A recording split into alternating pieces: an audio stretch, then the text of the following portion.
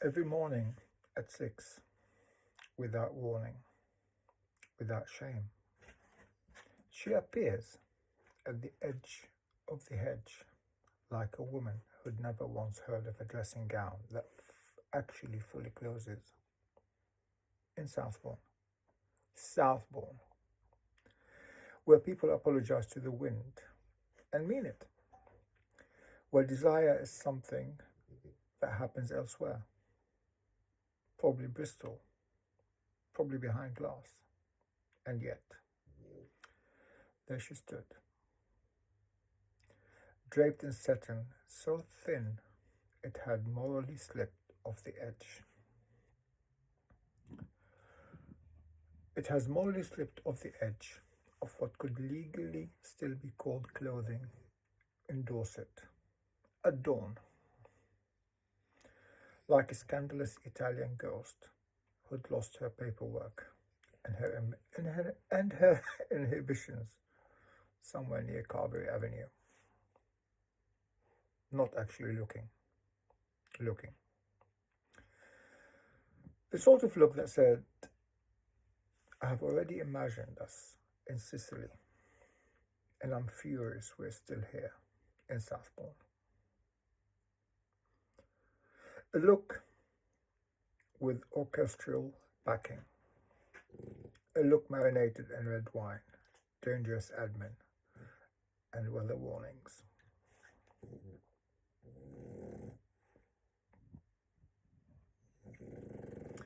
Pacino, the French bulldog rescue, sat beside me, like a discarded philosopher who had seen too much joy and immediately reported it as suspicious activity. He always knew first. So did the postman. The postman had begun delivering silence more carefully, as if parcels might disturb the situation unfolding on our lane. He would place the letter down with solemnity of a man attending something he did not wish to testify about later. Once, he simply nodded.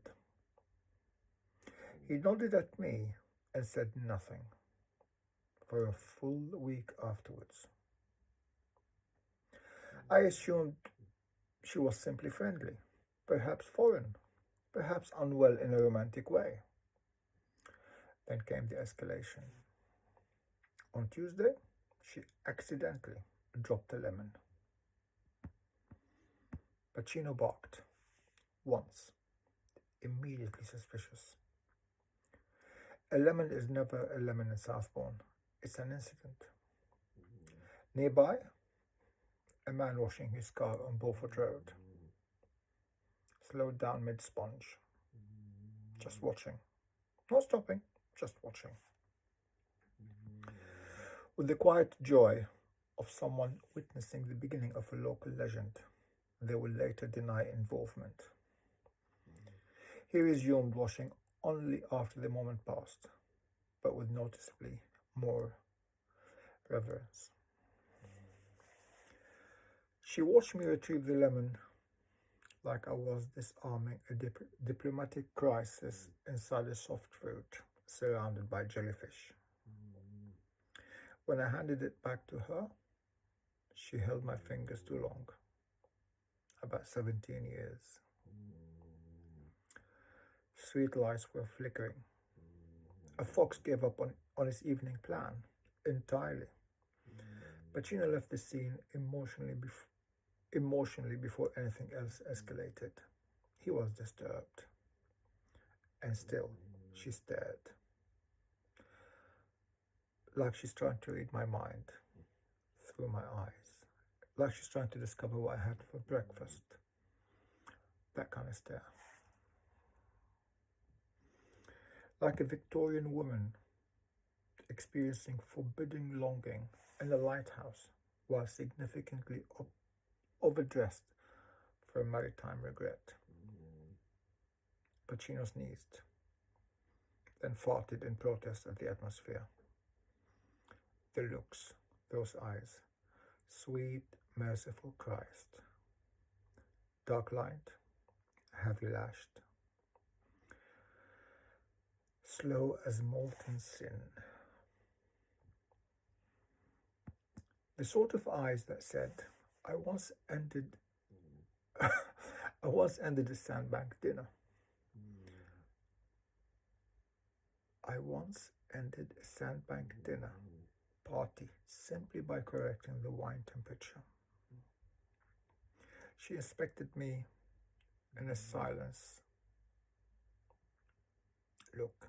She inspected me in a silence look, like livestock, with emotional implications. Pacino would respond by sighing like an old man, reviewing HR paperwork for the last time before quitting existence. One pale thigh appeared daily with aristocratic menace. A glimpse so potent, nearby pigeons abandoned civic responsibilities entirely and fled. Her perfume drifted through the sea air like expensive decisions made barefoot in Postiano by someone who has never once filled out a form correctly, but absolutely should have. Pacino hated it personally. He treated it like a weather-related fraud. Then she began engineering encounters. Oh, fancy seeing you here. Madam, this is Carberry Lane. A lane. We both live here. We both have lived here for a long time. Not sprawling romantic conspiracy network. Pacino barked once. Soft. Judicial. Like, I will allow this, but I'm documenting everything. She started leaving post-it notes. At first, harmless. Then the post-it note became legally questionable in tone. Impressive endurance today. Pacino stared at it for a full minute, then left the room emotionally discharged.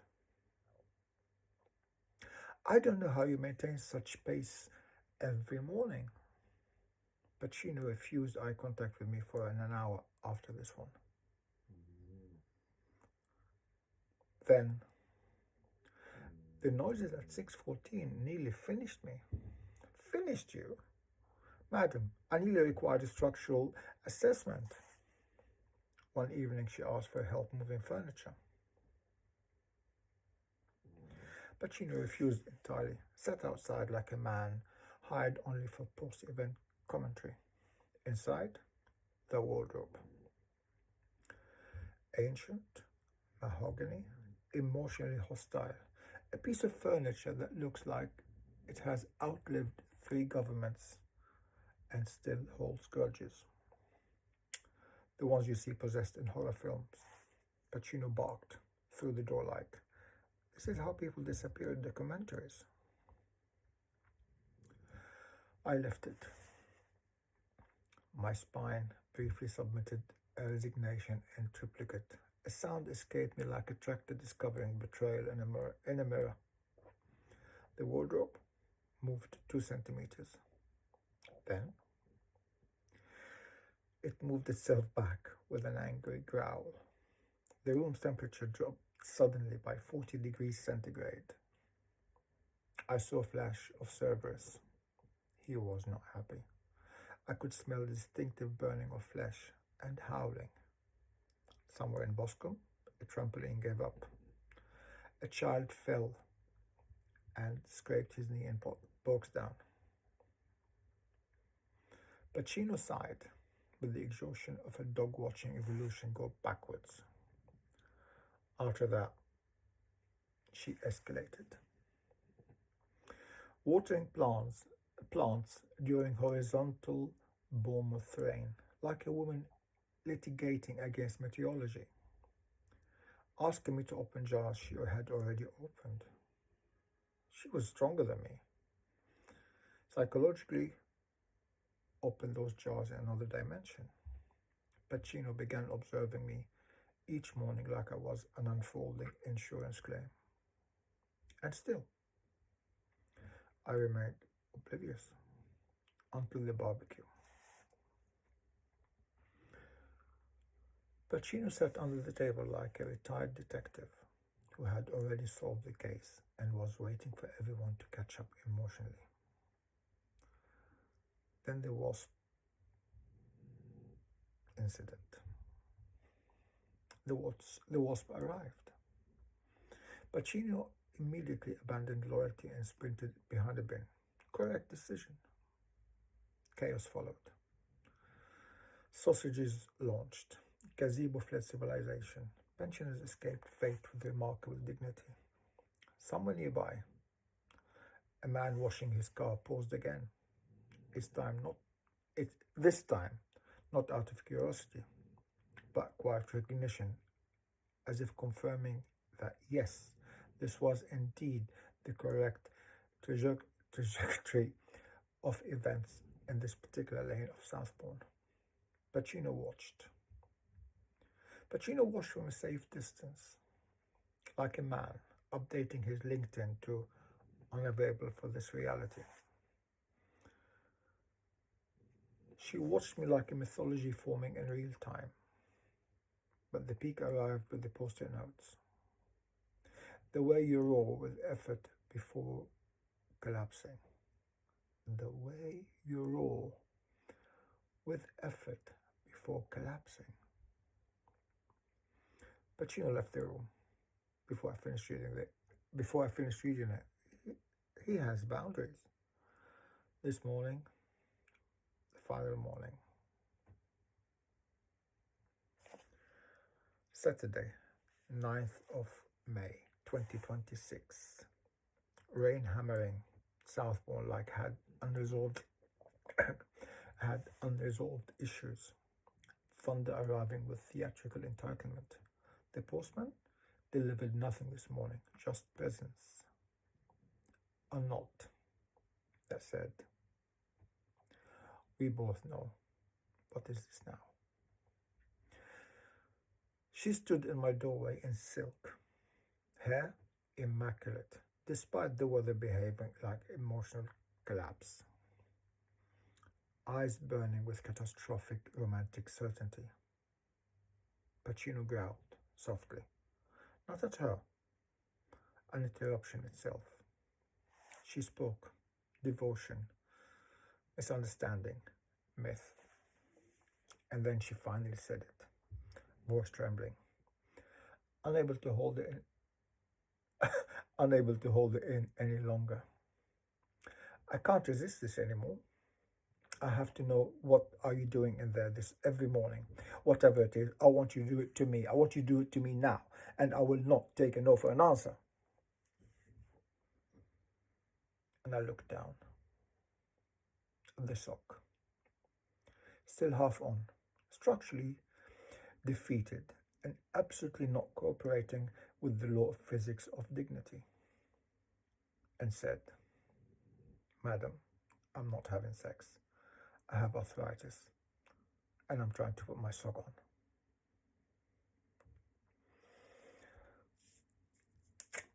There's nothing wrong with me. And this is red food paint. I hope I was recording this. Oh, the things I do. That is also red paint, but now I've got it on my face. Oh no, please no. And I don't need to wear glasses. These are no glasses.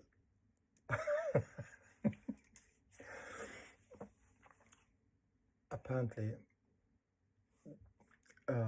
being old and wise. Well, I've got the old perfect. The wise, I'm working on that. It's a work in progress. Thank you for listening.